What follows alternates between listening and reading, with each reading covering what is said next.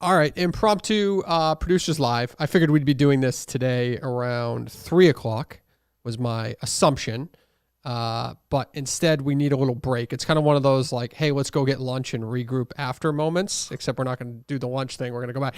We're doing debate prep, and we had a whole kind of vision is an over the top word. Debate prep as in like on the technological side. Which is the boring side, which people don't I don't know if people like to hear about that or not, because it's tough to explain on our end. It makes no sense. It makes no sense, but we are in panic level. What would you say? I'm at a 9. 1 out of 10, I'm at a 9. Where do you at? Like an 8. You're at it's an just 8? like it's just things aren't cooperating. In a real way, not in like a you two producers suck way, which we probably suck, but this is in a real like We'll figure it there's out. some fucked up shit going on with that computer. It's haunted. That's still the day one computer and Wirecast that Steve bought, pre Kirkman and Show launch and all that stuff.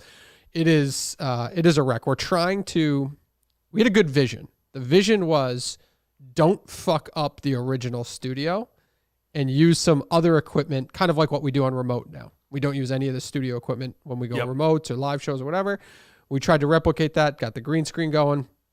It is an absolute, what are we on, hour 3 at this point? It has been a nightmare to figure out. Yeah, but we'll figure it out. We'll figure it out, but it's been a nightmare. But this is kind of our regroup moment, and we'll do a live producer show here. A couple things happened yesterday. We'll get right into it. First of all, I'll address the Greg Poehler tweet. Very mean-spirited. Like, just starting it out with Cullinane stinks was just very mean. It's not the way I wanted to start out my morning. Very hurtful. In terms of how that all played out, that text message was a text message between you and Greg, right? Yes. The picture. You and I were on the phone just talking about logistics of when the debate should be. Yep. You told me that he was traveling with 100 buddies or so. I said he's in Florida next week for his birthday and he can't. With a bunch of friends. Yeah, with 100 people. With 100 people or a bunch of friends. Which is what he said in the text message. Correct. And then he said he can do Thursday or Friday.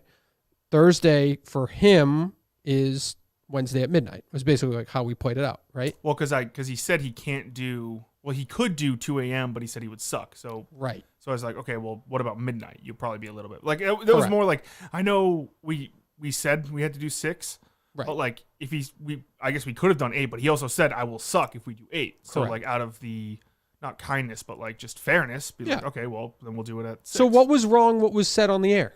Of course, like Kirk asked, is it a golfing trip or whatever? We don't fucking know, but we're just talking. Who gives a shit? What was wrong about what was said on air? It was just hurtful, I guess. It's the part where you said he doesn't care about Minifans. I think that kind of went under his skin. Well, I'm sorry. I was being sarcastic, Greg. I'm sorry for your feelings. I'm not sorry I said it, but I'm sorry for your feelings. I like to apologize for people emotionally, not for the actions. But I don't know. If you're Greg's team now, are you worried? If I'm Greg's if you're like, I mean, I'm best. Joe. I'm best friends with Montante. Yep. And now you obviously have a personal gripe against Greg. I don't have a I was upset by it, but I consider Greg a friend. There's less than 30 hours to go till the debate. You're upset with one of the candidates. Like, do they have will the questions be fair? Will the maybe listen, I like that edge. That's the thing. I didn't like that I was the target of the edge, but it seems like Greg Poehler is in a fighting zone right now. He's in a fighting mode.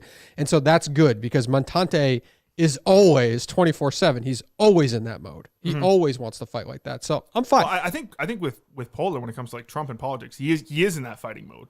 Correct. So that's true. That's true. So, but at least like we're seeing it in advance, in the lead up, top to bottom. So, in terms of if you're asking, I think I just got like de facto lumped into Greg, like I was on his team here. You didn't even ask me who I thought or who I wanted to win this debate. Well, no, I'm not. I think you're the opposite. I think if you're his team and you're preparing him for this debate, yes, you're like you have Justin, who's butt buddies with Montante, who's doing sleepovers on every other weekend, right? And then you have Dave now, who's taking shots at you. I'm unbiased though. I'm unbiased, so I'm not going either way. Most people who say they're unbiased have a bias. Yeah, I mean, I just want. I think it's going to be extremely funny. I think it's going to be really tough to reel Montante in a situation like this. Like, I think Poehler, even though we've heard some of his takes on the show, I feel like there's a good chance that Montante can like roll over him. Like, we don't know who's going to be controlling the audio, and I know Kirk has to like he has to like actually moderate this thing because Montante just won't shut up. You'll have to like turn off his mic at sometimes.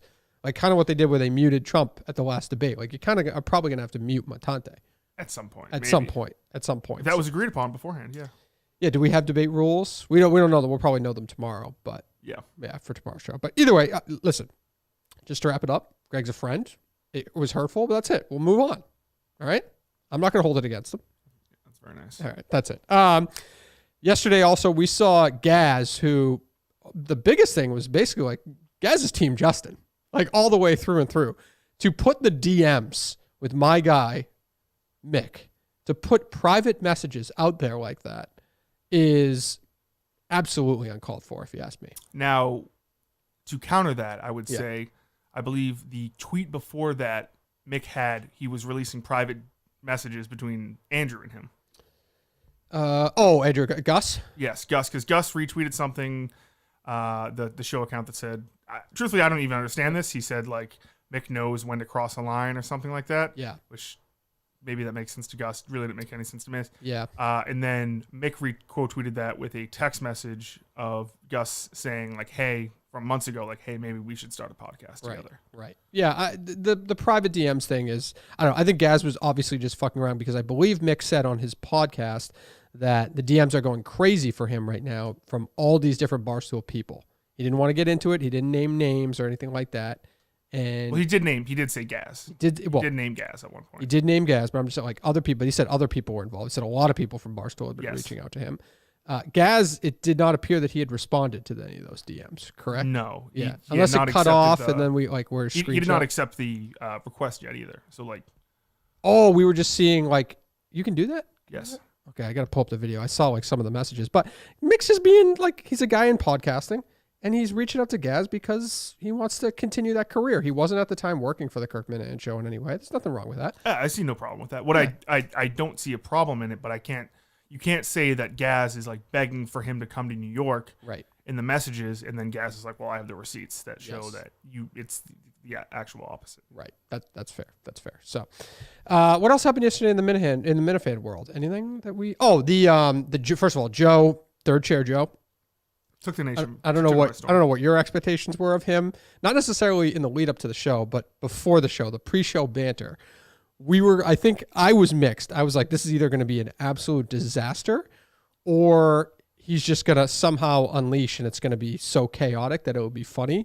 Where were you by the end? Like, what did you expect, and then what did you think of him? I think he did like what he came in. He was fiery. He had his points. Sometimes they were out of right field, but but took a while to get to them at times. But no, it's first time. I thought first time he was obviously very, very nervous. Yep. I think he was good. And I also like Paul in the Where did you put Paul? Because I never saw where he was just in that room. Where the green screen is? Yeah, in the chair. All right, he was just hanging out there. Yep. Yeah, I thought Joe was fine. I do like that Mikey Grabbag tweet with all the tweets at Steve, which was amazing how somebody can keep up that level of hatred towards somebody.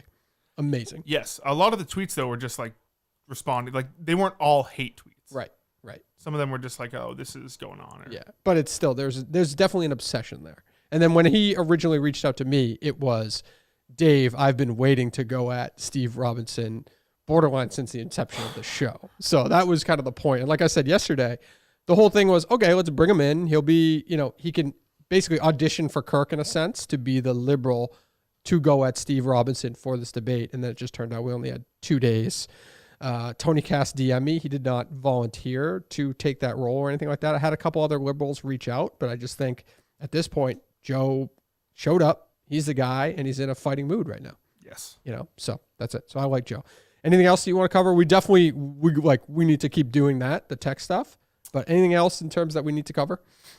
Nothing really. Tate stuff, like they're voting on whether or not he moves to New York or not. First of all, if you're New York, like, why would you vote against, like, even though he sucked, it's still content for them. Yeah. They're all going to feed off of that. And by the way, how long is that going to last? It would last. He would go there. He'd, have a beef, and then next thing you know, Clemmer's buying him. Like an agitator for a week or two or something like that. And then they become best friends or whatever. But even if it lasts a long time, if you're in content over there, having a problem with that really isn't that big of a deal. Well, I think that's what Kirk said to begin with, too, is like he should go to New York from the beginning. Because I remember when he got hired. Kelly Keegs. The thing was, does he go to New York, Chicago, or stay in Ohio?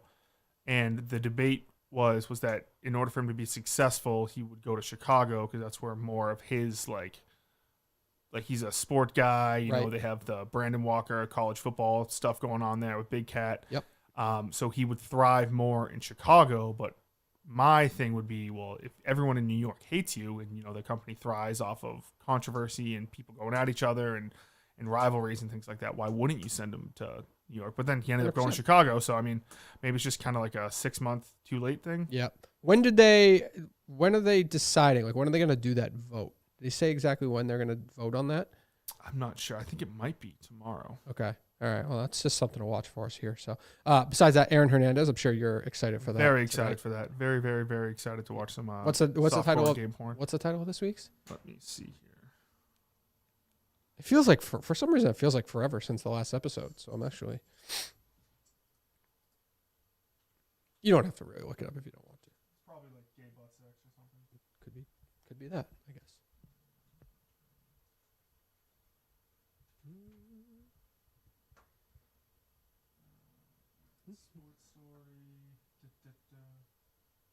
So while he looks that up, reminder, and we will get a Odin. Oh, it's Odin? Oh, so we're getting into the whole Odin Lloyd thing now. Oh no, I'm sorry. It's Dirty Pain. Next episode is Odin. Dirty Pain.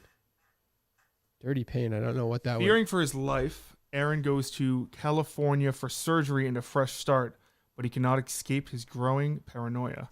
So if you remember, apparently, this is what it was said in the Dynasty, was that Aaron Hernandez begged Bill Belichick to trade me to California because they have things, and Belichick said no. Right. Which then caused the boss to go up to blame Bill Belichick for all the murders that Aaron Hernandez was a part of. Belichick just said, yeah, I'll trade you to the Chargers for a 3rd round draft pick, even though you're one of the best tight ends in the league. Yes. And under contract for the next 8 years. Yeah, no, you can go. Right. Odin Lloyd would still be alive. Aaron Hernandez would have been an upstanding citizen. Yep. You think Gerard Mayo makes that call, the same call? You think he trades him away? Yeah, he probably does whatever. He probably asks the team, "Hey, what should we do, guys?" Belichick is not wasting any time throwing some shots at Gerard I like Mayo. that. I love it. I like that. Good. I mean, you know how much shit Belichick got on his way out? Right. Kraft pretty much blamed like this said, the Dynasty pretty much blamed the last 4 years 100% on him. And yeah, is he partially to blame? Yes. Okay, you can do this with your shrink. You don't have to do this with me right now. The other thing I want to call out is the Shark Minahan tweet, the kind of tale of the tape between Montante and Greg. Yep. That was fantastic work as always by him, but I love that. Old enough to bleed, old enough to butcher. Just a great quote by Michael Montante there. Debate weaknesses for Montante. Uncontrollable homophobic slurs. We'll be watching that all night just in case we're going to tweet anything out about that. Debate weakness for Greg Poehler. Trump derangement syndrome. So, and obviously Joe had that as well. So Joe will probably be bringing that up as well. So anything else before we go? It was brought up a couple times that I was wrong. The 2007 Patriots did score more points than the 2011 Patriots. Okay. I was wrong on that. Hand up. Bad look for me. Fact check. Bad look for me. Love it. Hey, you own up to it. All right. Yep. Show's back tomorrow. We got to get back to this technical thing, which is basically starting over from scratch, is it not? Pretty much. It's not fun. Yeah. All right. Yeah. You're at an 8 out of 10 still, or has time made it worse? No, it's 8 out of 10. Right. You'll notice if I get to a 10 out of 10. Yeah. I got you. All right. Goodbye.